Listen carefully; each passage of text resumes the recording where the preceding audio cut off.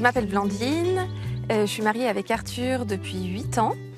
J'habite à Forges, au campus de la Transition, et je suis maraîchère et éleveuse de poules pondeuses, après avoir pendant longtemps été dans les bureaux dans le quartier de la Défense. Je travaillais dans les ressources humaines et Arthur était ingénieur dans les trafics routiers et ferroviaires.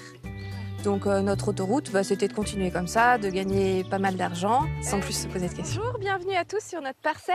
Donc vous voyez, parcelle d'1 hectare. Le campus de la Transition, c'est un lieu génial, innovant, de formation des étudiants et des professionnels à la transition écologique, économique et humaniste. Et donc ce que je vous propose maintenant, c'est de visiter l'intérieur des serres, et puis après, bien sûr, de mettre les mains dans la terre. Allez, suivez-moi. Avec mon mari Arthur, on est parti sur le chemin de Saint-Jacques en 2015.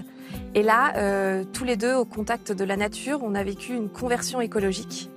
Et on s'est dit qu'on ne pouvait pas revenir comme avant, après le chemin. La lecture de Laudato Si, pour moi, a été très révélatrice. On l'a lu sur le chemin de Saint-Jacques. Et donc, on était en train de vivre intérieurement et concrètement tous ces changements. Donc ça, c'était assez fort et très unifiant. Ça fait 3 ans qu'on est installés. Nous sommes en maraîchage sur sol vivant pour prendre soin du sol. Nous prenons soin de la biodiversité en plantant des haies, etc. Nous sommes en maraîchage manuel. Voilà, on va s'installer là, par exemple.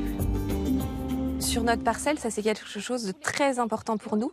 C'est de recevoir des étudiants, des porteurs de projets qui veulent s'installer en agriculture, pour témoigner, pour leur montrer que c'est possible. Ça me procure une grande paix intérieure d'avoir le sentiment d'être là où je dois être, à l'image du Dieu créateur. Je trouve ça magnifique de voir dans Dieu l'artiste qui a tout créé.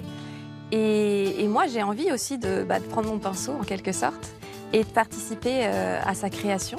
Et donc moi, je suis vraiment animée par la phrase « Est-ce que j'aime le monde que je crée ?» Et donc, je dirais à chacun, prenez vos pinceaux et n'hésitez pas à vous poser cette question pour donner du sens en fait à chacun de nos actes.